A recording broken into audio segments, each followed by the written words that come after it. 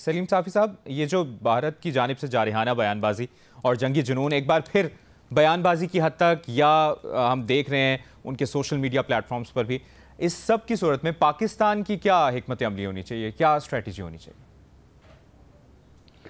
देखिए, पहले तो इंडिया का जिक्र करें कि इंडिया को जो सुबकी हुई थी और जो सदमा उनको पहुंचा था, उससे निकलने में उनको ये 3-4 महीने लगे और अब कुछ वो संभले हैं शायद। और अब उनके सामने सबसे बड़ा चैलेंज जो है वो डोमेस्टिक फ्रंट है, और डोमेस्टिक फ्रंट पे जो बाहर का इलेक्शन है वो उसके लिए वो अपनी कौम के सामने कोई चूरन उन्होंने बेच रहे हैं। तो एक तो ये इंडिया वाला साइड है। जहाँ तक पाकिस्तानी साइड का ताल्लुक़ है, तो मेरे ख़्याल में तो हमें बढ़ के नहीं मारनी चाहिए। हमने अल्लाह ने फ़तह से नवाजा, अपने से कई गुना बड़े दुश्मन से, और बहुत बड़े फ़तह से नवाजा जिसका किसी का वहम गुमान में भी नहीं था। तो हमें भी गुरूर और तकब्बुर का मुज़ाहरा नहीं करना चाहिए और उस पे अल्लाह का शुक्र अदा करना चाहिए। और अब हम वक्त तैयार रहना चाहिए, क्योंकि इंडिया से किसी भी वक्त किसी भी हमाकत की तवक्को की जा सकती है। वैसे तो इंडिया कोई बदला नहीं है, उसके बाद ना तो कोई नई जनरेशन की जहाज़ उनके पास का जहाज़ उन्होंने ख़रीदा है कि इस मरतबा सूरत हाल कोई बदली होगी, ना कोई उनके पास नए मिज़ाइल आए हैं, ना बाकी असलहा में कोई उनके पास इम्प्रूवमेंट हुई है। इंडिया की वही हालत है जो कि इससे पहले मई में थी। तो पहले तो वो इस हमाकत का मुज़ाहरा नहीं करेंगे, लेकिन अंदरूनी प्रेशर की वजह से और अपनी साख बहाल करने के लिए वहाँ की तरफ से कोई एडवेंचरिज़म हो सकता भी है। तो उसके लिए पाकिस्तान को हम वक्त तैयार रहना चाहिए और हमें बढ़ के नहीं मारनी चाहिए, हमें धमकियाँ नहीं देनी चाहिए। हमें मेरे ख़्याल में बहुत हो गया, हमने बहुत सेलिब्रेट किया अपनी जीत को। तो मज़ीद बार बार हर वक्त इंडिया को उस फ़तह का ताना देकर हमें उनको तैश भी नहीं दिलाना चाहिए। लेकिन साफ़ी साहब, जिस तरह इससे पहले पाकिस्तान और सऊदी अरब के दरमियान भी दिफाई मुआहिदा हुआ है, ये भी कहीं ना कहीं जहन में होगा भारत के। जी बिल्कुल, ये इस दौरान पाकिस्तान को दिफा के लिहाज से ये एक नई एज हासिल हो गई है कि पाकिस्तान और सऊदी अरब का एक ऐसा मुआहिदा हो गया है कि पाकिस्तान पे हमला सऊदी अरब पे हमला तस्वर होगा और सऊदी अरब पे हमला पाकिस्तान पे हमला तस्वर होगा। तो इस मरतबा इंडिया पाकिस्तान के ख़िलाफ़ किसी एडवेंचरिज़म से कबल ये भी सोचेगा कि पाकिस्तान और सऊदी अरब का ये मुआहिदा भी हुआ है। सैयद मोहम्मद अली साहब, आप इस सारी सिचुएशन को कैसे देख रहे हैं? इस भारत की बयानबाजी और जारहाना बयानबाजी का जिस तरह हम जिक्र भी कर रहे हैं, बेशक लफाजी भी है, पाकिस्तान का कोई ना कोई तो स्ट्रैटेजी, हिकमत अमली होनी चाहिए इसको टैकल करने के लिए। बिल्कुल जी, मैं समझता हूँ कि इसके थोड़े से 3 अहम पहलू मैं आपके सामने रखता हूँ। दाखिली सतह पे मैं बिल्कुल मुत्तफ़िक हूँ जो अभी तक कहा गया कि, लेकिन दाखिली सतह पे भी 3 तरह का दबाव है हुकूमत और फ़ौज की क़यादत के ऊपर, जो कि तमाम तर मसाइल के बावजूद किसी गैर ज़िम्मेदाराना जारहियत की वजह बन सकता है। पहला दबाव जो है डेफ़िनेटली जो उनकी पॉलिटिकल लीडरशिप है उसके ऊपर है कि वो कुछ कंपनसेट करें अपनी जो शर्मिंदगी है और अपने इमेज को इम्प्रूव करें और एक साबित करें जो इंतहा पसंद और एंटी मुस्लिम, एंटी कश्मीर जो सेंटिमेंट है उसको कैश करके उसका वोट हासिल करें, जो कि बदकिस्मती से तकरीबन 27 साल से बीजेपी की पॉलिटिकल स्ट्रैटेजी रही है। और लेट मी आल्सो वार्न कि ये सिर्फ इस वक्त की बिहार के इलेक्शन की बात नहीं है। 27 साल के आप जितने भी इलेक्शंस देखें भारत में, उसमें कोई ना कोई उनके मैनिफेस्टो में, बीजेपी में मैनिफेस्टो तक के लेवल पे कोई मुस्लिम दुश्मनी या पाकिस्तान दुश्मनी के हवाले से स्ट्रेटेजिक ऑब्जेक्टिव हमेशा होता है। 98 का मैं आपको याद कराना चाहूँगा क्विकली कि उन्होंने कहा था कि हम एटमी धमाका करेंगे। हमारे यहाँ लोगों ने उसको संजीदगी से नहीं लिया, लेकिन फिर उन्होंने किया, फिर हमने उसका जवाब दिया।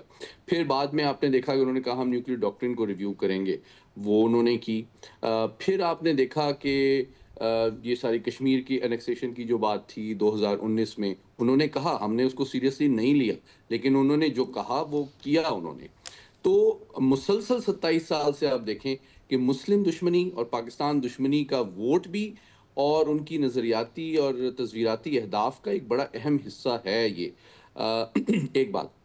दूसरी बात ये कि जो दूसरा दबाव बहुत इंपॉर्टेंट है, वो खुद उनकी फ़ौज जो है वो पाकिस्तान से 9 गुना ज़्यादा दिफाई बजट हासिल करती है अपने टैक्स पेयर से। तो उसने भी तो देखें उस पैसे को जस्टिफाई करना है।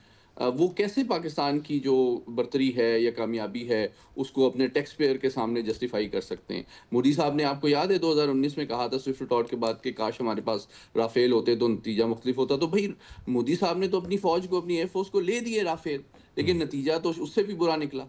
तो अब एक जो दूसरा डायनेमिक हमें समझना चाहिए वो उनकी फौज की भी मजबूरी, अपनी अवाम, अपने रैंक एंड फाइल के मोराल और अपनी सियासी कुव्वत के सामने भी अपने साइज ऑफ आर्सनल, अपने दिफाई बजट, अपने साइज ऑफ फोर्सेस को भी तो उन्होंने जस्टिफाई करना है। और तीसरा फैक्टर जो बहुत इंपॉर्टेंट है वो एक लिहाज से इंटरनेशनल भी है। देखें, अभी आपने पाकिस्तान सऊदीया दिफाई माहदे की बात की, तो ये कोई मतलब ज़ाहिरी बात है कि पाकिस्तान की जो कामयाबी है, जो हमने भारत के ख़िलाफ़ हासिल की है, उसने एक एतमाद आलमी सतह पे भी हमारे दोस्त ममालिक के दिलों में बढ़ाया है, जिसकी वजह से ये माहिदा हुआ है। तो भारत को इसका भी शदीद एहसास है कि जब पाकिस्तान ने उनकी स्ट्रेटेजिक रियलिटी जो है वो अमेरिका के सामने भी एक्सपोज कर दी है कि ये चीन को क्या कंटेन करेंगे, ये तो पाकिस्तान की चंद घंटों पे मुहित जो जवाबी कार्रवाई है उसकी ताब नहीं ला सकते। तो वो सिर्फ पाकिस्तान और अवाम नहीं बल्कि अमेरिका के सामने भी शर्मिंदा है, क्योंकि उन्होंने 15-20 साल में अमेरिका को ही साबित करने की कोशिश की थी कि जी हम तो हरावल दस्ता हैं चीन के खिलाफ। तो उन्होंने उस इंटरनेशनल इमेज को भी रिपेयर करना है कि वो एक ग्रेट पावर बनने के काबिल हैं और अमेरिका के एलाई बन सकते हैं। और क्विकली जो सऊदी पाकिस्तान मुआहदा है उसके ऊपर भी जो उनके दफ्तर खारजा का बड़ा एक नपा तुला लेकिन तशवीश पर मबनी एक बयान आया था कि हम इसकी कौमी सलामती के तमाम पहलुओं पर जो मुमकिना असरात हैं उसका जायज़ा लेंगे। इसका मतलब ये है कि उनको तशवीश है और वो समझते हैं कि पाक सऊदी जो ताल्लुकात हैं वो भारत के कौमी सलामती के लिए एक मनफी असर मुरतब कर सकते हैं। आखिरी बात, हमें क्या करना चाहिए? देखिए, डिफेंस स्ट्रेटजी का जहाँ तक ताल्लुक है, तो जिस तरह अभी कहा गया कि फौरी तौर पर चंद महीनों के अंदर डिफेंस स्ट्रेटजी या आपकी जो डॉक्ट्रिन और पॉस्चर होता है वो तब्दील नहीं होता, कोई मुल्क कर भी नहीं सकता। इस वक्त जो उनके पास हथियार हैं, जो ट्रेनिंग है, जो पॉस्चर है, वो फौरी तौर पर आप तब्दील नहीं कर सकते।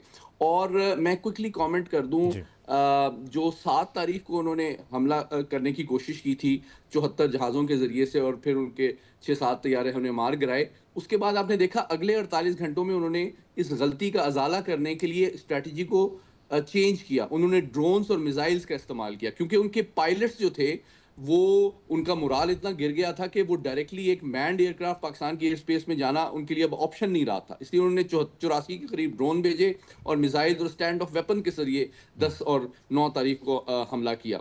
तो कहने का मतलब यह है कि इस वक्त कोई फौरी तौर पे उनके पास मुतबादिल हिकमत अमली और वेपन सिस्टम नहीं है। हाँ, फॉल्स फ्लैग ऑपरेशन की ऑप्शन बदकिस्मती से एक तकलीफनाक हकीकत है, उनके पास हमेशा से रही है और उनको बड़ा तजुर्बा और महारत है इस तरह का नैरेटिव बनाने के लिए। तो हमें इंफॉर्मेशन डोमेन में भी अगर इस तरह की कोई चीज़ होती है उसको देखने, टाइमली दुनिया के सामने एक्सपोज करने की ज़रूरत है। साथ ही साथ हमारी इंटेलिजेंस का बहुत इंपॉर्टेंट रोल है।